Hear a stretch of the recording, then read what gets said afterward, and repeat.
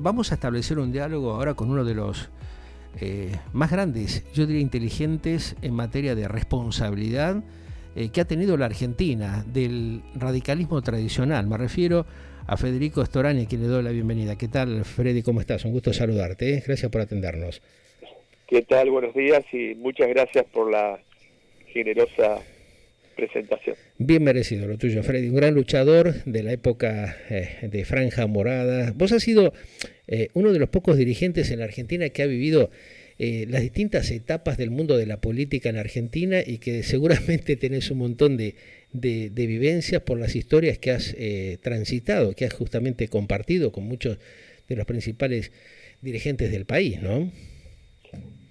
Sí, eso es cierto, porque empecé con bastante intensidad mi militancia política muy, pero muy joven, a los 15, 16 años. Eras un pendejo, realmente, no eres un pibe, ¿no? Realmente no se pone a pensar eso. Ingresé en la Universidad Nacional de La Plata, en la Facultad de Derecho, sí. Y ya empecé a tener una militancia muy intensa. Fui presidente del Centro de Estudiantes, claro. Después presidente de la Federación Universitaria Argentina, y bueno, después vino la dictadura militar y pasar la dictadura, la organización de la resistencia, sí. La famosa Junta Coordinadora Nacional, claro. Y hasta aquí estamos. No No, soy no, tan no fue viejo, fácil. Pero sí tengo una larga historia. Sí, claro que sí. Tu padre, Conrado, te apuntaló de alguna manera fuertemente con este tema de meterte en la política, ¿no? De empezar a lucharla desde joven para tomar conciencia de lo que ya venía pasando hace décadas en la Argentina, ¿no? Te agradezco que me lo preguntes, porque ahora el día 13 próximo se cumpliría el centenario de su nacimiento. Mira vos. Y mi padre fue, para mí, mi padre político realmente, porque uno mucho tiene maestros, guías y demás. Yo, por suerte, he tenido muy buenos, como Arturo Ilia, con quien compartí muchísimo, y también, por supuesto, Raúl Alfonsín. Pero en mi casa, mi familia, es una familia que proviene de una larga militancia política y era conversación al menos de todos los domingos, la política, interesarse por temas del país. Por lo tanto, mi vocación de dedicarme a la cosa pública nunca me fue coartada, impedida. Tampoco es que me empujaban, porque de hecho yo me fui a vivir solo. Muy joven. Tenía 16 años, muy joven, para estudiar acá en la Universidad de La Plata. Pero sí, tampoco tuve ningún tipo de impedimento y todo el apoyo y el aliento para llevar adelante una actividad que en muchas épocas fue muy peligrosa, ¿no? ¿Y sí? ¿Qué te parece? No poder participar de reuniones, de eventos durante el transcurso del proceso no era tarea fácil, ¿no? De aquellos que se metían en el campo de la política, de la dirigencia específicamente, y más dentro del ámbito estudiantil, ¿no? Sí, mirá, a modo de anécdota, cuando tenía 18 años, el cordobazo yo lo viví en Villa Devoto, porque estaba detenido justamente por actividad política. Y recuerdo que un guardia cárcel, de esos que fueron muy sabios al final, después del cordobazo, cuando tembló la dictadura en aquella época de Onganía, dijo, cambió el trato, porque se había tenido un trato muy severo, y nosotros nos llamaba la atención el cambio de trato, y él dijo, bueno, los presos de hoy pueden ser los gobernantes de mañana. ya tenía una visión el hombre, ¿no? Al respecto. El hombre se ubicaba. Claro. ¿Qué ha pasado de alguna manera en esta cuestión que estamos viviendo específicamente en la Argentina con la dirigencia política? Porque vos has mencionado a tu padre, a Conrado Storani, lo has mencionado a Raúl Alfonsín, has mencionado a Ilía, no sé, se me ocurre ahora, se me cruza Chacho Jaroslaski, Bravo, dirigentes realmente, como en tu caso, que la han luchado y que han dado, digamos, fundamentalmente la prioridad al nacionalismo, al patriotismo, a la argentinidad. ¿Qué ha pasado con esta dirigencia que ha perdido eso, ¿no? El compromiso real para, de alguna manera, devolverle a la sociedad, al soberano, lo que ellos han establecido de confiar para que defiendan sus intereses. Sí, rescato primero quienes mencionaste. Tuve una relación muy, pero muy estrecha con Chacho Jaroslaski, porque él presidió el bloque que yo integré. Claro. Y yo era muy joven y nos dio unas grandes responsabilidades, con lo cual estoy eternamente agradecido. Sí. Pensá que yo tenía apenas algo más de 30 años y ya presidía la Comisión de Relaciones Exteriores de la Cámara de Diputados de la Nación, y me tocó nada más ni nada menos que el Tratado de Paz y Amistad con Chile, los tratados internacionales por derechos humanos y el tema Mercosur. Y Chacho Jaroslaski me dio un gran respaldo, lo mismo que Juan Carlos Pugliese, quien era presidente de la Cámara de Diputados. Y con Alfredo Bravo cultivé una amistad que venía de antes. Él provenía del socialismo, pero también, como yo integraba la Asamblea Permanente por los Derechos Humanos y él era uno de los copresidentes,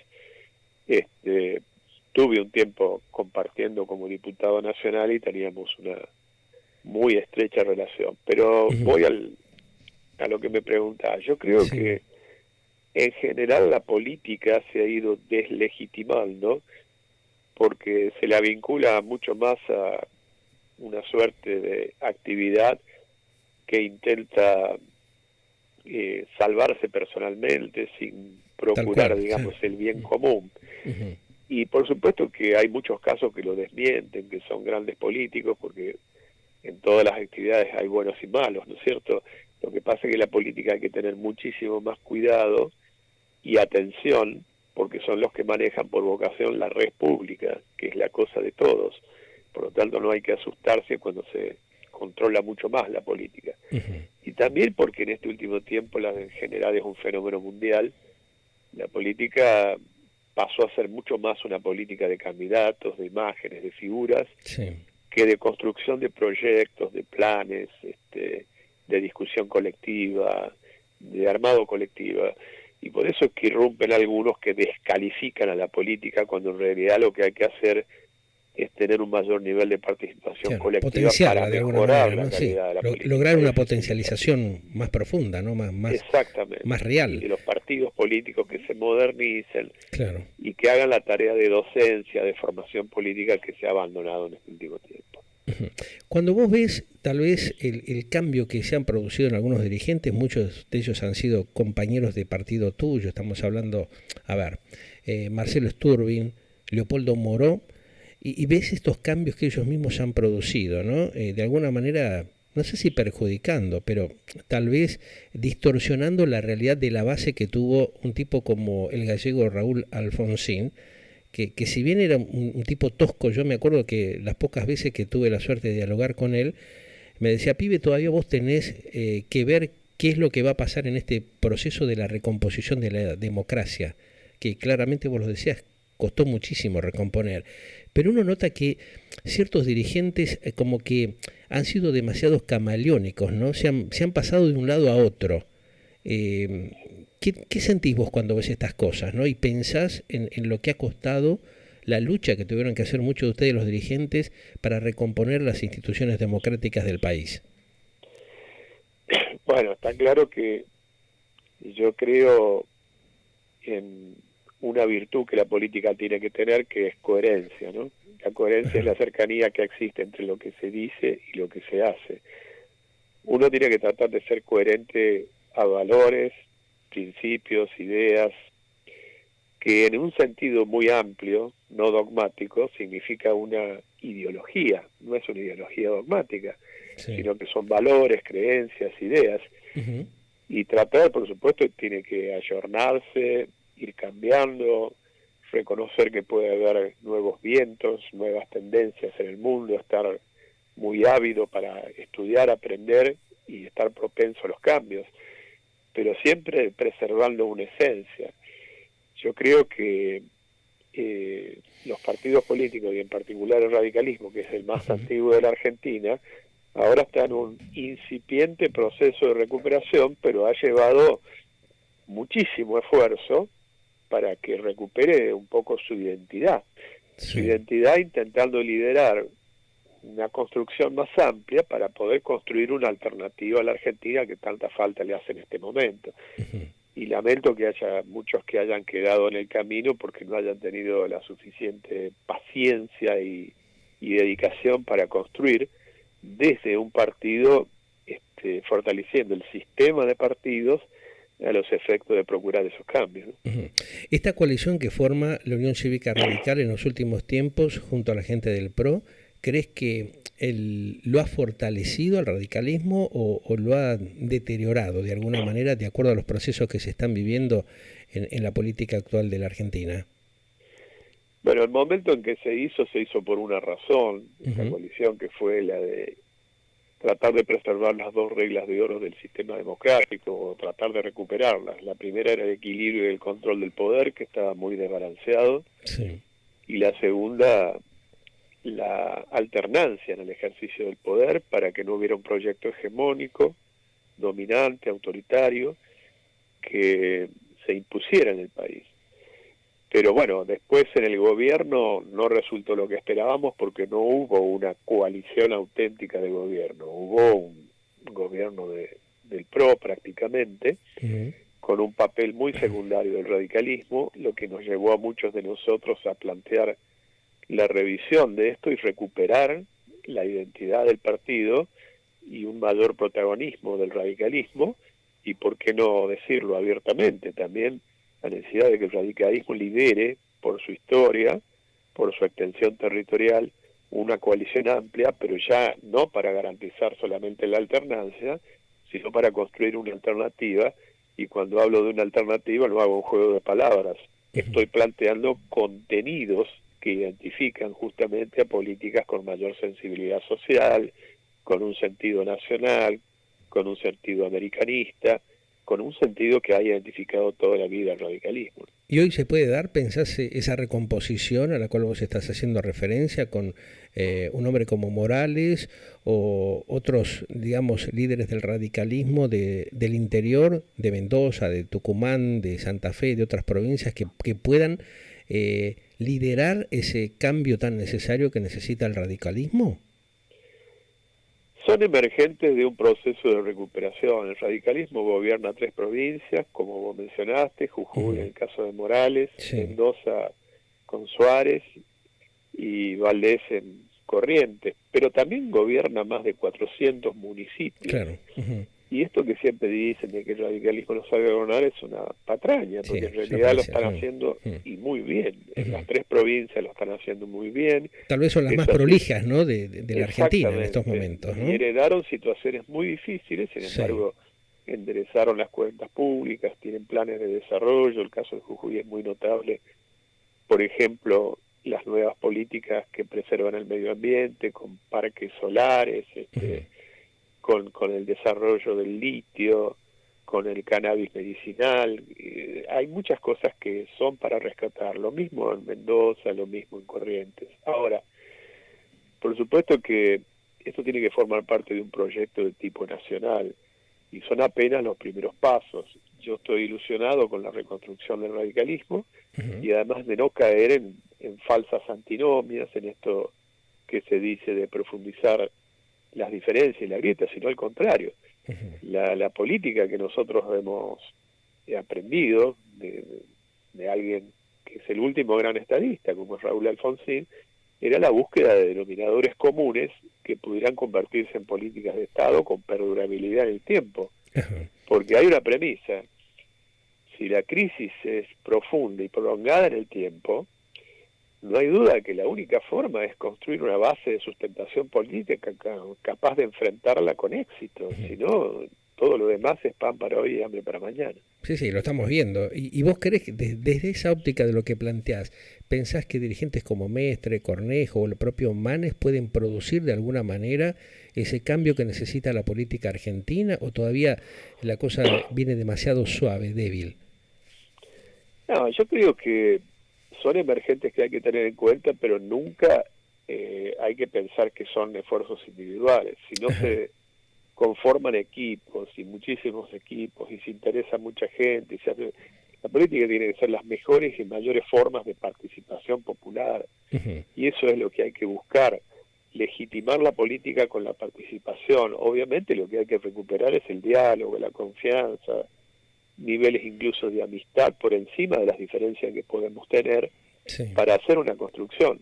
Si el diagnóstico, insisto, es de una crisis muy profunda, yo no veo que un partido individualmente considerado pueda ser la solución, pero mucho menos todavía que una persona individualmente considerada pueda ser una solución. Los otroras boinas rojas, ¿vos pensás en las bases justamente del estudiantado? ¿Pueden ser aquellos que impulsen ese cambio que necesita la Argentina, teniendo en cuenta el tremendo deterioro político que estamos viviendo en estas horas y donde tenemos un gobierno prácticamente inexistente, fogoneado entre ellos mismos, que le está provocando un daño tremendo a la República, Federico?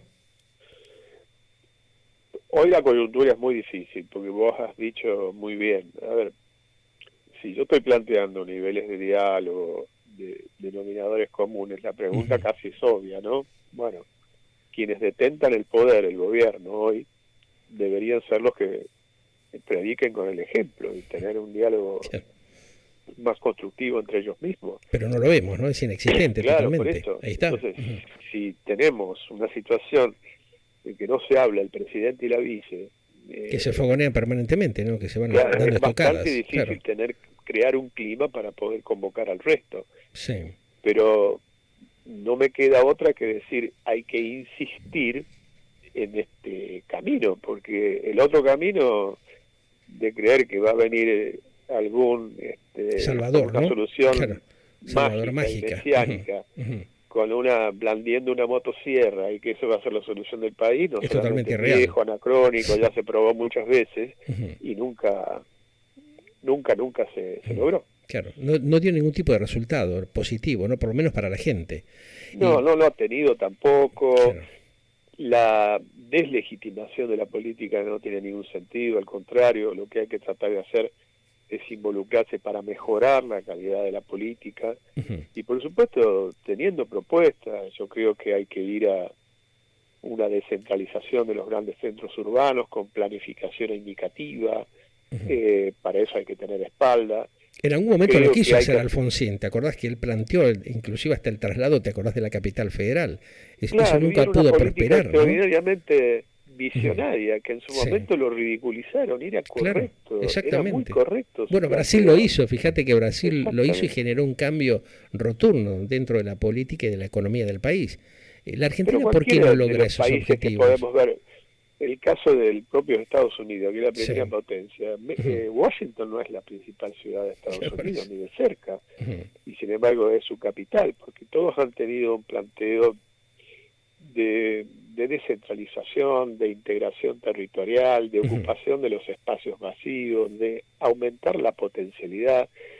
Uno de los desafíos que tenemos en este momento es ir dejando la economía puramente extractivista para una economía mucho más circular, que salga del círculo vicioso de extracción, producción, consumo, basura, que afecta tanto el medio ambiente y produce los cataclismos de los cuales somos testigos en todos estos tiempos. Por lo tanto, hay que buscar un equilibrio entre aprovechar al máximo nuestra potencialidad, por ejemplo, un todavía proyecto pendiente como Vaca Muerta, pero también producir el desarrollo de todas las energías renovables con una máxima velocidad. Seguro. Para que la demanda del mundo va a ser alimentos a los cuales hay que ponerle mucho valor. Y la Argentina tiene todas esas posibilidades y sin embargo, vos fíjate, no lo ha sabido aprovechar, ¿no? Eso es lo más lamentable, o sea, esta disputa interna que genera parte de la dirigencia política y del actual, por ejemplo, oficialismo que está en el poder, no ha tomado conciencia de eso, ¿no? Que cuántas oportunidades viene perdiendo la Argentina, ¿no? Claro, yo decía alimentos y energía, claro. Y vos fíjate que todavía estamos a medio andar con el tema Vaca Muerta. Sí, una locura. Si estuviera funcionando, nos permitiría, entre otras cosas, ahorrarnos 16.000 millones de dólares, fíjate la cifra que te estoy diciendo. Sí, tremendo. En importación que tenemos que hacer de barcos o de gas de Bolivia y de otros lugares. al contrario, podríamos estar exportando. Exportando, claro. Ahora, ¿por qué esa falta de olfato, de tacto, de operatividad que tienen justamente los gobiernos en los últimos años en la Argentina? Porque esto ya se venía planificando desde hace décadas, nunca se pudo concretar, ¿no? Por el fogoneo que hay justamente, y tal vez no sé si la inoperatividad, la inmoralidad que hay en un sector de la dirigencia que se quedó en el pasado de alguna manera y no supo reciclarse. Vos estuviste, por ejemplo, en un cargo, en una función muy importante, que es un ministerio justamente del Interior de Seguridad que evidentemente necesitaba hacer algunos ajustes, se hizo en su momento, y vemos lo que hoy pasa, por ejemplo, en materia de seguridad, con fronteras que son un colador, con un montón de cuestiones que son dramáticas para la Argentina, por el desconcierto que esto genera y la inestabilidad absoluta que tenemos hoy por hoy. ¿Qué está pasando? Nos ganó lo que es el tema del narcotráfico, habilitaron con doble intencionalidad esto que está pasando en la Argentina en los últimos tiempos, porque no solamente tenemos un avión fantasma o 2 o 3 aviones o no sé cuántos más que andan circulando por allí, uno lo detectan, está frenado en el aeropuerto internacional de Seiza sin resolución alguna, pero el colador de las fronteras y la inseguridad es creciente y alarmante en la Argentina. ¿Hay falta de compromiso de los funcionarios y de la política actual que no quiere resolver estos temas con una doble intencionalidad? Mira, yo creo que hay un poco de todo eso, pero principalmente lo que han fallado es la posibilidad de prevenir con una muy buena inteligencia. Lo que hay que hacer en estos casos, cuando se trata de delitos complejos que afectan la seguridad, es prevenir con un desarrollo de inteligencia que tenga continuidad, de políticas bien guiadas a los efectos de que estos fenómenos que son transnacionales, como por ejemplo la trata de personas, el narcotráfico, el tráfico de armas, etcétera, son delitos transnacionales, puedan ser prevenidos y achicar los daños al máximo posible. Otra cosa que también forma parte, porque es una batería de cuestiones, es esta política de descentralización de los grandes centros urbanos que te planteaba. Hoy los grandes centros urbanos en las macro ciudades que existen ya no tienen ningún sentido porque respondieron a un fenómeno de otras épocas y lo que producen es promiscuidad, hacinamiento, proliferación de estas enfermedades sociales, etcétera. Cuando incluso la calidad de vida podría ser muchísimo mejor si se generan infraestructuras necesarias para la descentralización de estos grandes centros urbanos. Por lo tanto, todo esto está concatenado con una política que tiene que ser muy bien organizada y lo que yo veo es una gran desorganización. Ahí está, claro. ¿Eso es producto de que de la irresponsabilidad, de la ineficiencia o del permanente fogoneo que hay dentro de un sector de la política para mellar el camino y lograr un futuro adecuado y conveniente para la sociedad, Freddy?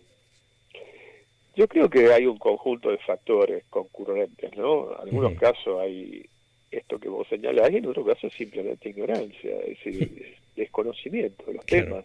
Y tampoco hay voluntad de intentar estudiarlos, se atiende mucho más a la imagen, a la cuestión de tipo coyuntural, a la aparición en redes sociales o en medios coyunturalmente, pero insisto, esos son imágenes muy momentáneas, el pan para hoy, hambre para mañana. Lo que hay que construir es con una visión de futuro a mediano o largo plazo, y para los cuales hay que ir generando las condiciones en este mismo momento. Claro, dejar un poco de lado el chololismo permanente que hay, ¿no? Y una comprometerse, en serio. Una cuestión central es una revolución educativa, nuevamente. Yo creo que hay que hacer un nuevo congreso pedagógico que quedó inconcluso en la época de Alfonsín, para que lo que nos puede dar una gran potencialidad a todos nosotros es justamente una educación pública de excelencia. Lo planteaba en su mensaje, ¿no? O sea, que esto claramente, como decís, con la educación, con la democracia se come, se educa y se vive, ¿no? Y otros tantos temitas más que giraban ahí. Eso como que ha quedado en el olvido, ¿no? Bueno, son temas centrales, porque la mayor riqueza que puede tener una nación no son sus recursos naturales, que Argentina tiene y muchos, los que acabamos de mencionar, minerales, energía, alimentos, etcétera, sino que es la educación de su propio pueblo. Allí está la mayor riqueza. Exacto. Eso es lo que hace la diferencia. la ventaja competitiva en un mundo globalizado y cada vez más ferozmente globalizado. Uh-huh. ¿Y cómo ves vos, teniendo en cuenta esto que está pasando en la Argentina, qué futuro nos espera? Esta tensión permanente, constante que venimos teniendo en los últimos años, donde la Argentina no se puede recomponer, no porque no pueda, sino porque algunos, entre comillas, pseudo dirigentes no quieren hacerlo, ¿no? O sea, van justamente bastardeando y fogoneando este recambio urgente que necesita la nación. Insisto en lo dicho anteriormente, yo creo que es un proceso, pero yo soy optimista. Uh-huh. En algún momento hay que poner la primera piedra, por eso es que yo digo que estos niveles de acuerdo que estoy proponiendo, sí, no soy tan ingenuo, naif, digamos, de creer que van a ser por generación espontánea. Uh-huh. Hay que construirlos institucionalmente. Voy a dar un ejemplo práctico. A ver. Yo desde mucho tiempo planteé la posibilidad de creación del Consejo Económico Social, sí, pero no por decreto como lo hizo el presidente actualmente, sino por ley. Claro. Porque la ventaja de ser por ley significaría que lo saque el Parlamento, donde hay antecedentes de distintas fuerzas políticas. Ajá. De esto, sentás de manera institucional sectores de la producción, del trabajo, de las universidades nacionales, de los diferentes credos religiosos, sí, de los nuevos actores sociales, que vayan encontrando esos denominadores comunes. Y tendría pluralismo, legitimidad e institucionalidad, que en este momento no lo tiene. No lo tiene, claro. Y es la forma de ir resolviendo los problemas, no va a haber soluciones mágicas. ¿Y crees que el Congreso, los representantes pueden avanzar con ese tema, o en las condiciones que está la Argentina eso va a ser muy difícil de concretar? Hoy con este famoso tema de la grieta está todo muy complicado, porque todo el mundo apunta a ver cómo se diferencia más a los efectos de colocarse en teoría en una mejor situación electoral. Sí. Pero cualquiera que gane en el 23 va a tener el mismo problema. Por lo tanto, yo creo que hay que priorizar otro tipo de objetivos. Se pueden marcar las diferencias, mantener fuertemente identidades, pero hay que buscar esos denominadores comunes que puedan convertirse en políticas de Estado. ¿Y cómo se hace? ¿Cómo se logra cuando tenemos una dirigencia justamente que está dividida, que está agrietada, y un pueblo que tiene un desconcierto absoluto porque está pensando en cómo va a ser el día de mañana para poder pagar la olla en su casa? Bueno, nosotros por casa hemos tratado de generar esa conciencia, por eso cuando vos me preguntabas más temprano por algunos nombres, yo te digo, en el caso de Morales busca esos denominadores comunes, y en el caso de Manes, que son los dos con mayores chances dentro del radicalismo, también. Vos fíjate que su discurso no está el tema de la división permanente, sino que manteniendo la identidad, está el planteo de la búsqueda de coincidencias, de denominadores comunes y de gobernabilidad. Y bueno, lo hacemos desde un partido y esperemos que otros tengan la misma tendencia. Seguro. Bueno, esperemos que se logre eso, porque estamos necesitando, Freddy, realmente un cambio urgente para evitar todos estos desfasajes y estos grandes dolores de cabeza que venimos teniendo en los últimos tiempos.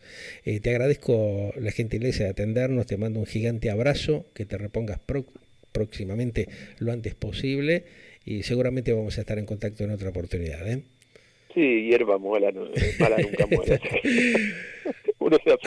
A seguir peleándola con ese espíritu y esa garra de fortaleza que siempre has tenido, ¿eh? Bueno, un gigante abrazo. Agradezco y a disposición para cualquier otro momento. Dale. Espero ayudar y contribuir con la experiencia recogida. Seguramente que va a ser así. Un gran abrazo, muy gentil. Adiós, gracias. Bueno, Federico Starani, ¿no? Uno de los grandes dirigentes de la Argentina, un hombre que siempre ha estado embanderado, que no ha sido camaleónico, ¿no? Que siempre ha tenido la camiseta de la UCR, dando su visión. Muy interesante los temas que él planteaba, porque uno recuerda justamente las distintas etapas democráticas y las previas que ha atravesado la Argentina, y él las narraba con una claridad absoluta, ¿no? Qué bueno es tener dirigentes de esta característica, de esta envergadura, que de alguna manera demuestran su responsabilidad con la institución democrática, que es como debería ser, debería estar todos parados en esa vereda. Sin embargo, hay muchos que apuestan a otra historia, ¿no? A la grieta y a la separación, a la pelea constante.